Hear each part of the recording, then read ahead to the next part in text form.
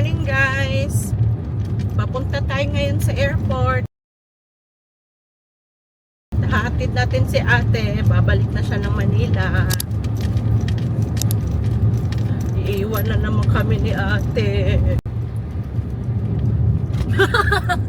Greetings everyone! Ma'am si JP here ng Jensen at welcome sa aking vlog. Ayun na nga guys, tapos na ang Holy Week break. Ang bilis ng araw, parang kahapon lang nagbabanding pa kami. Balik school, balik sa realidad. Pero syempre, dala pa rin namin ang saya at memories. Grabe, bitin pero sulit ang bakasyon. Ganon talaga kapag lumalaki at lumalayo na ang anak. Darating ang time na kailangan na nating bitawan sila. Hindi dahil hindi natin sila mahal, kundi dahil mahal natin sila at gusto nating makamit nila ang magandang kinabukasan.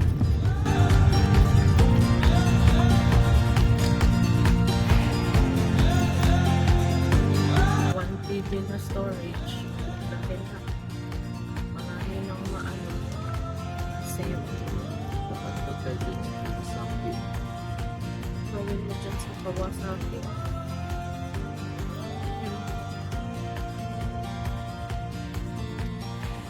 Ayaw pala ng Kawasaki nandito, wala yan sa downtown ha?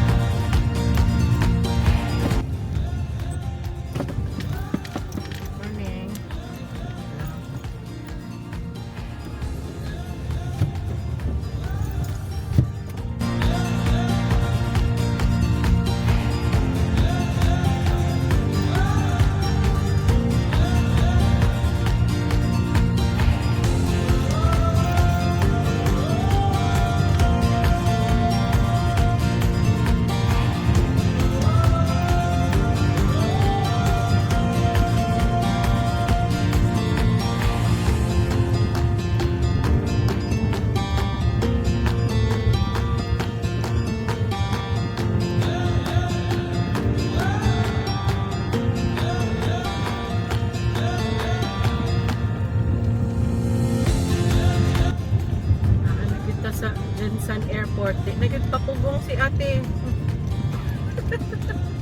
Ate.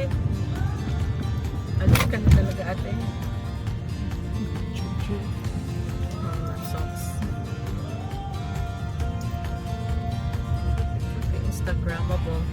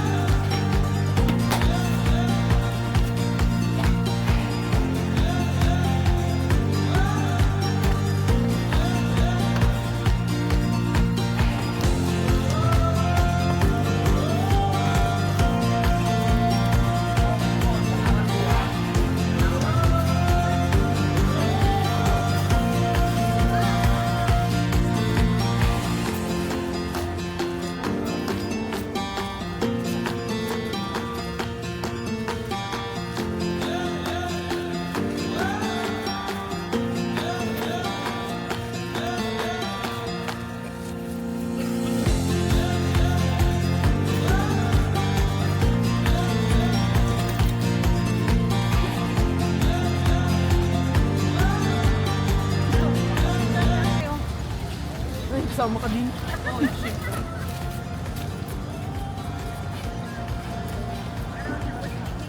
Video din. Ano to? Wait lang, kay nagbibigay ko sa mga ano. Food. Hmm. Ang ticket mo. Kailangan man. Ang cellphone pa. Ay, cellphone. Di ba na ano ko na? Ang laptop mo. Ang nalagay. Ang nalabas. Pinag-wallet? Ha? Pinag-wallet? Doon na tayo. Okay, ang ulan. I-ask mo na yung ano ha, yung badminton, ano racket.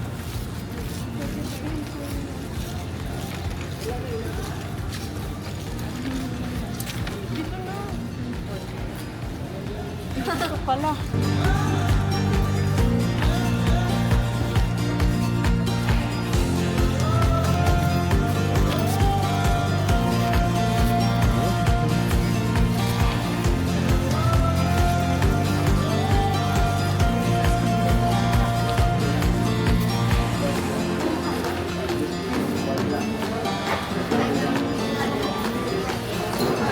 Okay na to.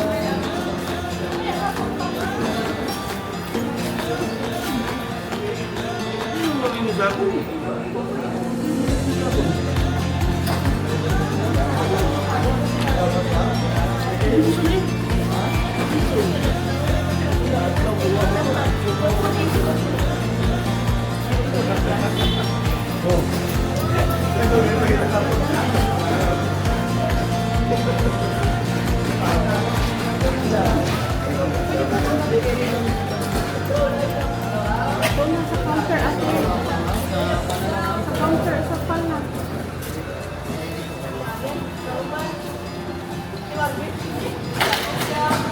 Tumig dito lagi. Bye. Ingat ka.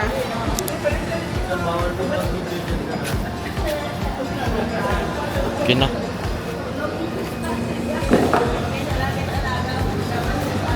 Wait lang.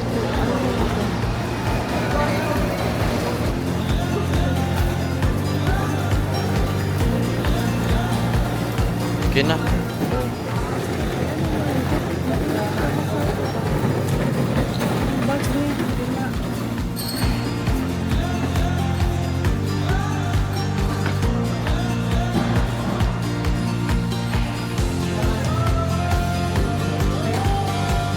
Ate, i-lock mo after doon.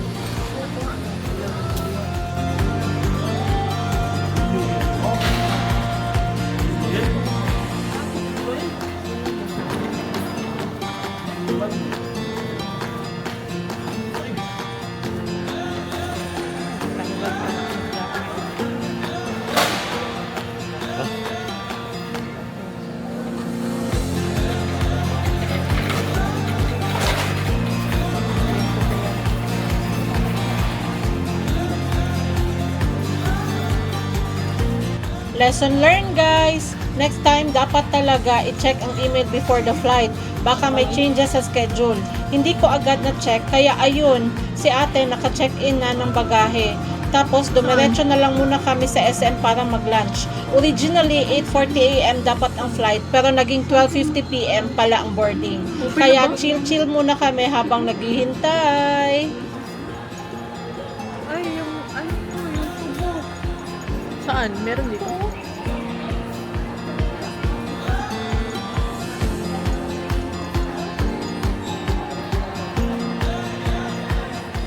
Tubo ni Cole. Kenneth pa? Kenneth pa? Wala, anik-anik.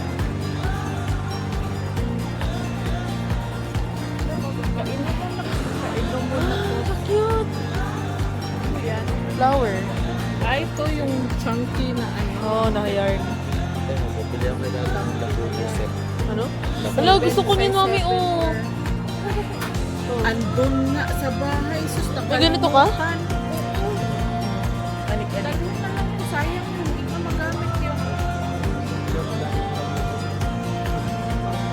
Gusto ko talaga to. Baka makaiiyak ako. Uy, ako flask. Tingin daw.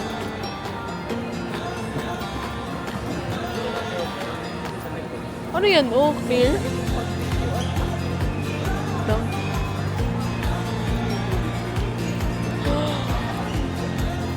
Paano yan maging thermo? Hindi pwede sa hot. Ah, oo naman. Ate, wala ba po kayo yung laser, laser na customize?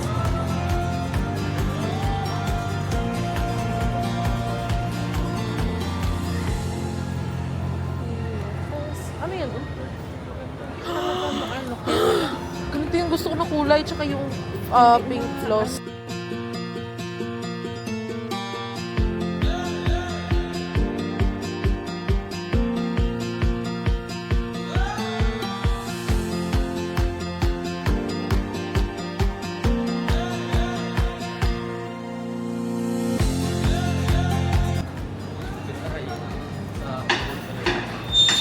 Got it all for you.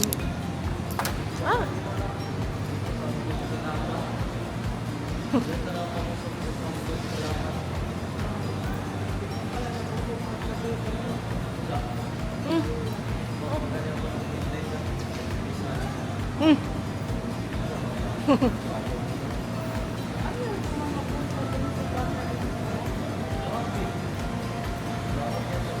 Busog na ako nun.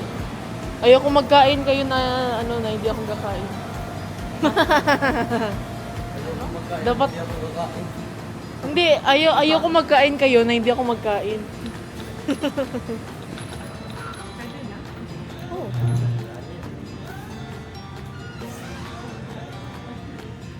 Kilala na talaga tayo nito ba?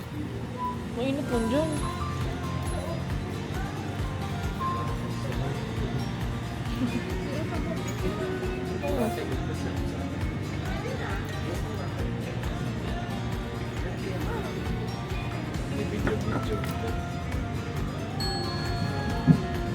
Hoy.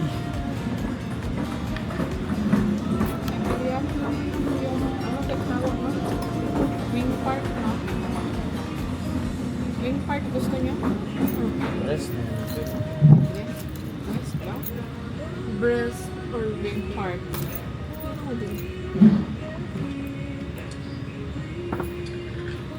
init talaga dito. Kainit ang pinakalamig yan. Isa pala. Yun lang. I-order. Yun na lang. I-order natin. Ano kasama si Ma'am si magulay niyo. Dito na lahat sa akin. Ito sa akin lang.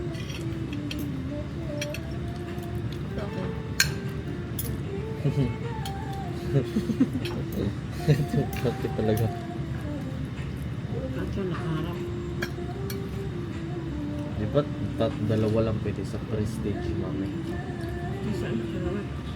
Pero, Akin? Sa banjo. ayun. Mga unta. Let's see it.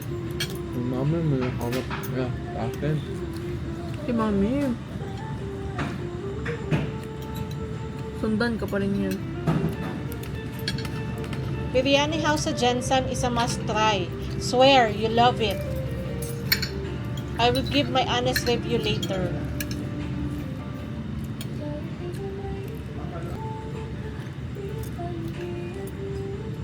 Ipanggutom na guys. So ibang biryani house ba? Ibang nagbebenta ng biryani. Bakit parang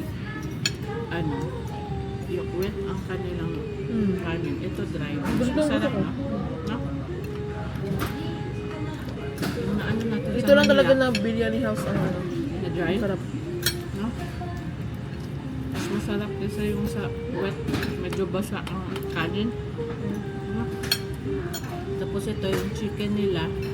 ano din, parang adobo, no? Yung adobo nila. Ito, fried. Kaya, mas masarap.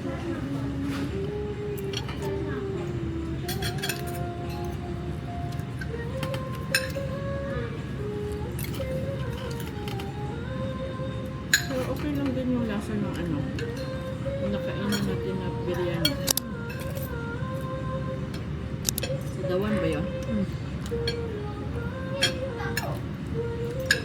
Kaso lang, ano lang siya, basa lang. So ayun guys, back here na kami sa airport for Ate's final boarding. Hindi na namin na video yung pagbalik namin dito. Medyo nagmamadali na rin kanina. Palobat na din kasi yung camera.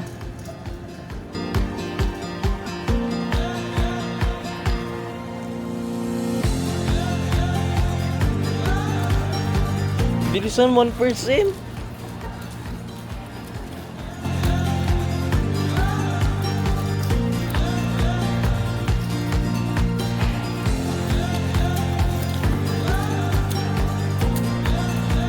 Okay na, lobat na.